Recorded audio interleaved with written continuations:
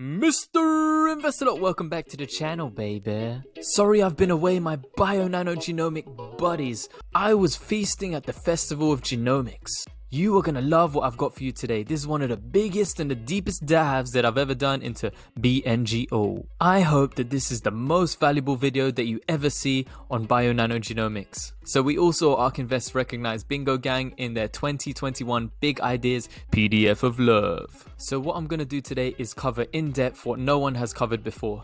So here's a little sneak peek of what's to come. So first, let's take a recap of ARK Invest and investigate their purchase behavior of these genome companies. Then let's cover the Festival of Genomics. So they kicked me out, I snuck back in, and I found out about their interests, the findings, and the UK's genomic investment plan. Then let's talk about sales to universities, a few institutions, and government funding. Then I'll show you studies of why whole genome sequencing needs us, and so does pacbio. People are also using Bionano and proving this in studies. Lastly, I'm going to speak to you about Dr. Alka, Joe Butler, and my thoughts surrounding Bionano Genomics Gameplan. This is going to be very valuable and entertaining, but before we begin, let me introduce myself. My name is Miguel, I'm an investor here in London, and thank you to all of my day ones. And if you're new around here, I want to make you feel at home. I know you came from Richard's channel, so I made a Richard shrine now. In the words of Richie Rich, this gonna be good.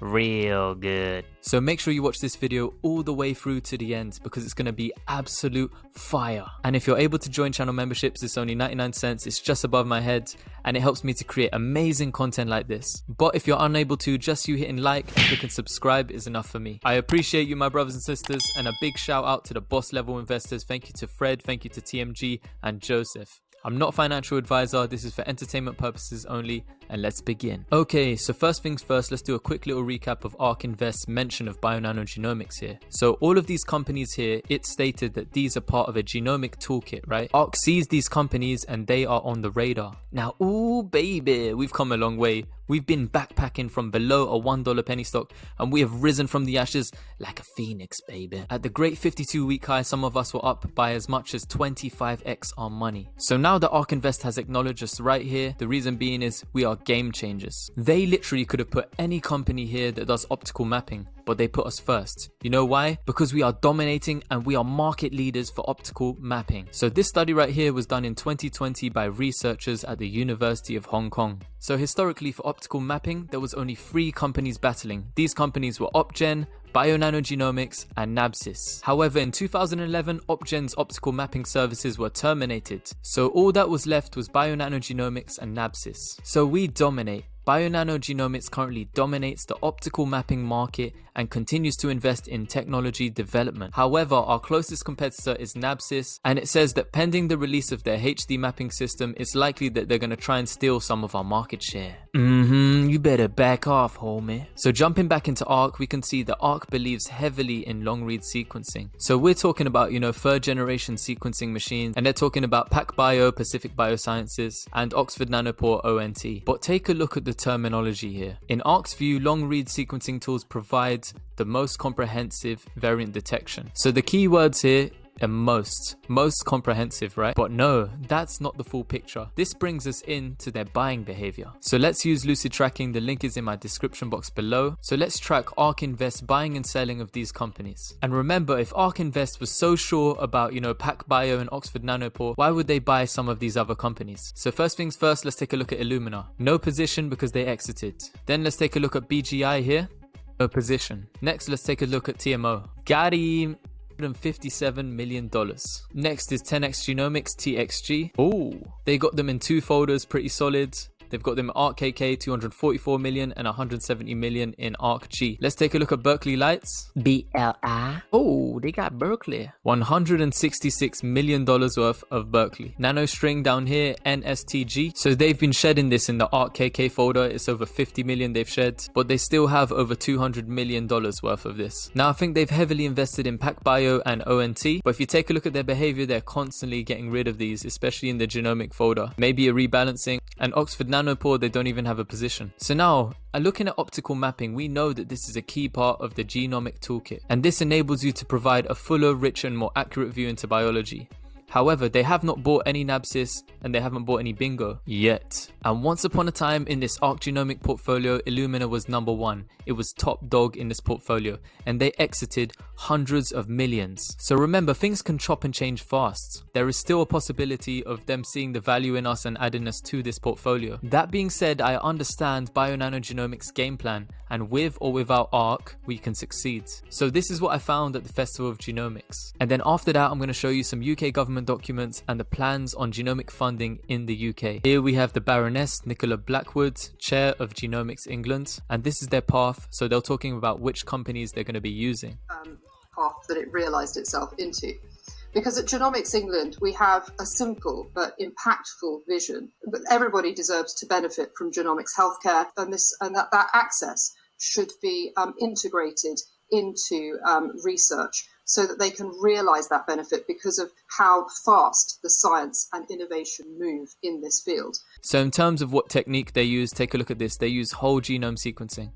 Achieve this through delivering real patient and researcher-facing benefits, whole genome sequencing access in the NHS Genomics Medicine Service, partnering with the NHS, access to high-quality data and access to academic and industry partnerships. Because while Genomics England is the largest dataset of whole genomes in the world. So they use whole genome sequencing, but whole genome sequencing actually needs optical mapping as it cannot map breakpoints. They need us, and this study shows it. So this is a study US National Library of Medicine, National Institutes of Health, and lots of different researchers from around the world got together to do this study. So here they're talking about Illumina's advantages and disadvantages for whole genome sequencing technology. They stated that Illumina sequencing is cost effective and provides high quality data. However, even whole genome sequencing comes with a range of advantages. It has its important limitations, including low sensitivity in repetitive regions. They then spoke about Bionano optical mapping and a technology that allows them to see structural variations,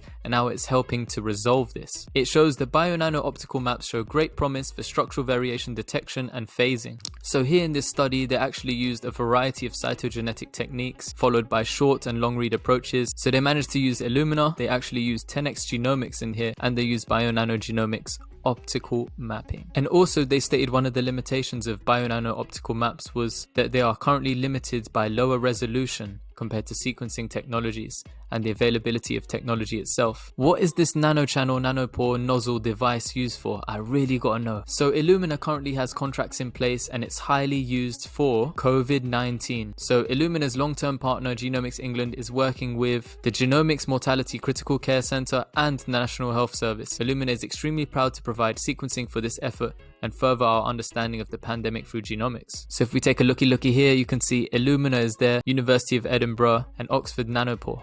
Ourselves a community of about 3,500 leading clinical academics. Not only the academics that are studying our data, but the very clinical academics who recruited our participants into the 100,000 Genomes project. So there's a lot of academic partners here, there's a lot of universities, institutions, governing bodies, everybody's working together, and even lots of private companies also being involved. So let's take a look at the scope of this. Release tissue for biotech terms to build human tissue models like organoids or iPSC models for testing novel therapeutics.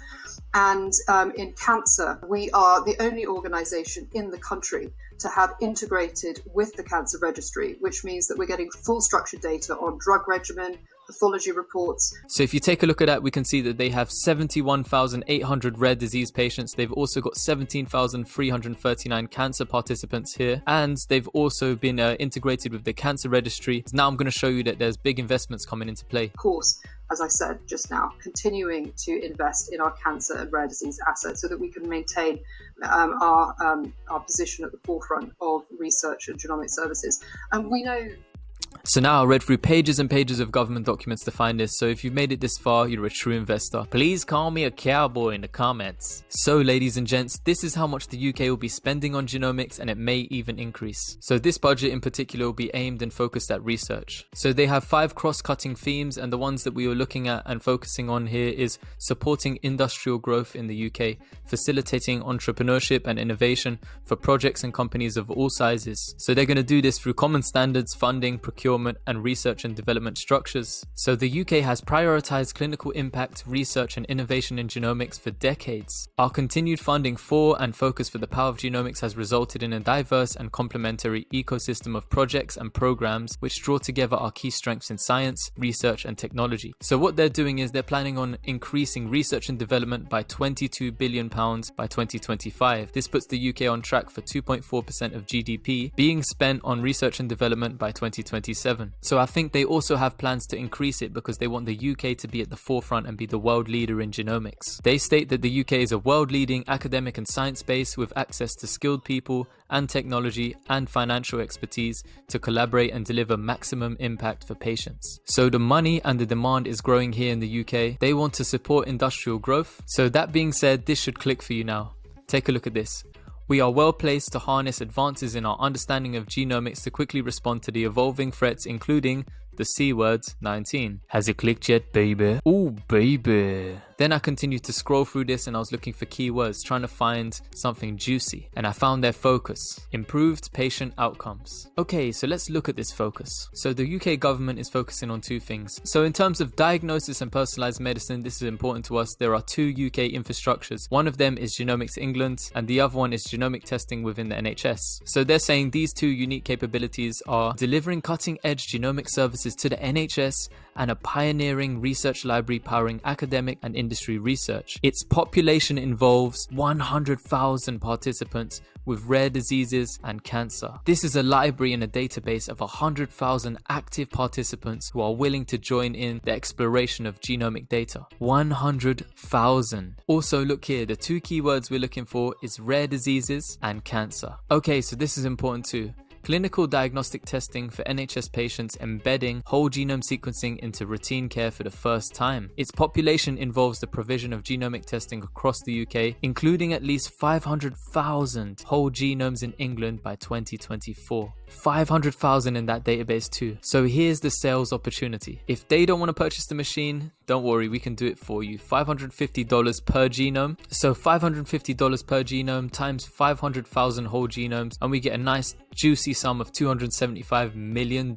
So that's just for clinical diagnostic testing, but the other library full of 100,000 participants is another juicy cash sum that we could receive for helping them diagnose rare diseases and cancer. So not only is there universities, academics, institutions, researchers, cytogenetic labs that are interested in trying this out, there is also interest by the direct consumer. Yes, you heard it right, the direct consumer. Yes, consumers already want to know about their genetics and their predisposition to disease. So we already use this for stuff like Ancestry.com. We're doing testing to see like the percentage rates of our heritage. Are you like part African, European, etc., etc.? So there's a growing market here too.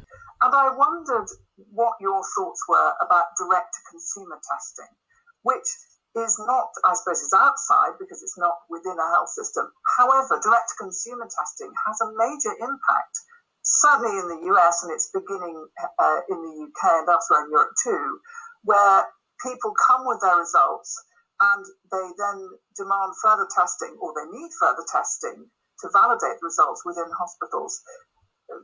How does that fit into your considerations? COVID test is one. Consumers doesn't have to be individuals, but can be schools, airports, in the context of COVID. And I think what you're describing is another area where people are getting interested as individuals to get tests like this, results of tests like this considered by the health system, and then ask the question, what's next for me? And I don't think we have got the solution, but we're very interested in understanding how they would start if a patient would arrive with the results of such a test. I don't know. I don't think we've got any examples at the moment, but interested to explore. So this guy here on the right was part of NICE, so it's like a governing body in the UK that sets standards and guidelines. If these guys are going to be testing that many genomes, they might as well buy the machine. So, get the $150,000 starting machine, get the Saphyr System, and get yourself a cheaper bundle, baby. So what's also very interesting is they might even do this for every single newborn. So we're talking about newborn screening. Talk about NICE listens.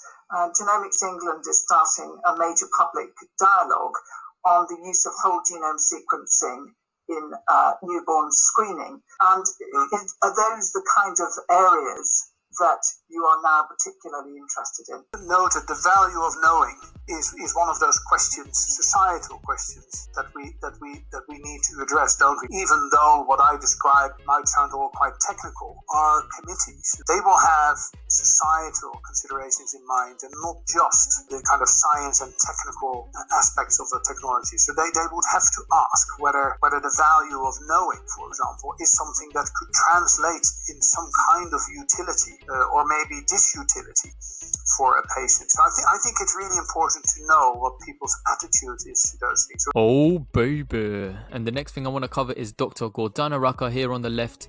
And in this web presentation, we heard that they were covering cancer and locating biomarkers in kids with leukemia. So we were able to find 9 cases which were previously tested and remained unknown. Yeah. So as we can see here on the right over here, you can see that they managed to find significant genetic markers in pediatric leukemias. And you know what's crazy? This has saved kids' lives. So we're talking about 9 kids. So tell me, why wouldn't we be able to put this Saphyr system in, universities, hospitals and businesses, institutions, 2,500 cytogenetic labs, if we are able to spot things that others cannot and we can potentially save lives? We are a key to diagnosis. So right now, there's lots of studies being run by genomic governing bodies and companies, institutions, and also universities. So much funding is coming in for innovation, new businesses, startups, but also to work with private sector companies. So also over here on the right, you're going to see personal patient participation in research. So this is a live discussion, and somebody asked, how can you get these patients to participate? Are you going to be incentivizing these patients? So they were talking about patient participation is currently based on, morals, values, knowing you're part of the bigger picture, and it's based on altruism. So he was saying, that being said, this genomic data that they're going to get is of great commercial value to the National Health Service, to Genomics England, to drug companies, and also the government. So he was asking, what are your thoughts surrounding incentivizing public members? This guy, Joe Butler, he is the real MVP. He works for the structural variation company Bionano Genomics. So I hit Joe up. I said, hey Joe, will you be watching the Genomics Festival today? I said, is there any next generation companies that we can potentially pitch Saphyr to? We know they need our optical mapping. And then Joe replied, hey, I certainly am watching and educating. So I dropped this magical tweet. I said, what classroom should I be in to see Joe work his magic and supply the world with genomic genius? Hashtag Juicy Joe. Hashtag Joe the Legend of Camelot. Hashtag Joe Mr. Butler, the Bionano Knight of the Round Table. And then Joe told me exactly where I needed to be to watch him work his magic. On track 2, I'm watching something called Precision Oncology through data orchestration, artificial intelligence, and clinical preclinical therapeutics. So I was outside the room waving the Bionano flag, waiting for Mr. Andrew Raj to tell me what's good, baby. So when Joe told me to come here, I wanted to see who is this guy we're gonna watch and why is he important. So I found Associate Professor Andrew Raj Sadadanam. So Dr. Andrew Raj is actually working for the Institute of Cancer Research, and this man has a lot of power. So Dr. Andrew Raj has actually led lots of research. So we're talking about over 50 publications this man has done, and he was focusing on cancer cells, cancer cell discovery, and he also has a lot of power and a lot of say. So Dr. Andrew Raj Sadadanam is currently coordinating multiple projects globally, baby. This is global cancer research. So he's won several awards and honors. He is internationally known for subtyping personalized cancer research. And not only has he recently had appointments at the Royal Marsden Hospital in the UK, but also at Mayo Clinic in the USA. So Dr. has recently started COVID Engine. So this is based on his cancer engine, and he wants to work systematically patients' response to COVID-19 and facilitate personalized medicine. So that's where we come into play, and we can actually spot and locate within cancer, specifically leukemia, stuff like that, but maybe lots of other cancers as well. We could actually locate the mapping points for these structural variations of cancer. Take a look at this, what Joe Butler said. So, how important are large structural variations in cancer complexity? What do you think is the best tech to look at these? Any plans to look at optical genome mapping to help address complex mosaicism in cancer? With respect to the large structural variations in cancer complexity, obviously, it's a very interesting question. There are different pipelines to look for those variations, and obviously, what is the best technology? That's it's a solution, but there are pipelines available. It has been recently made, relatively possible with different papers that's published around. even just before started discussing with the team members about the structural variations. The next question is, any plans to look at optical genome mapping to help address complex mosaicism in cancer? This is not something we're completely working in our lab, but that's an interesting question, and I'm happy to discuss offline as well. So it's interesting to see Joe's moves. He's been in and out of discussions with lots of these different key speakers on genomics, and he was actually displaying and educating why optical mapping may be good for their system. So lots of them are having problems with, whole genome sequencing and being unable to find mapping points, being unable to find like genetic biomarkers as well for certain disease. So Joe was literally going around and he's connected with a lot of these people. So as you can see here, two technologies currently dominating the long reading sequencing space: Pacific Biosciences and Oxford Nanopore Technologies, ONT. However, optical maps also help resolve misassembly of SMRT based on the chromosome level, so they are an important piece of the puzzle. With Bionano Genomics, we can be a key part of Genomics England's push to improve diagnosis and testing in cancer, rare disease, and COVID-19. It's all tactics, baby. So I understand Bionano Genomics' plan for the UK. I can see it clearly, and if they focus on where the funding is going and the gaps within the market, then they'll be able to make money, they'll be able to diagnose disease and save lives. So we have research teams, we have PhD students, we have institutions who are all interested in using our machine. Mona Chasritze of the University of Pittsburgh and Carnegie Mellon University. Mona Chasritze, we have pretty good pipelines to tune out the noise for WGS. Does Saphyr have similar pipelines to sift through VUS so clinicians aren't burdened with thousands of hits of aberrations? And remember, Joe Butler was in there like swimwear, baby.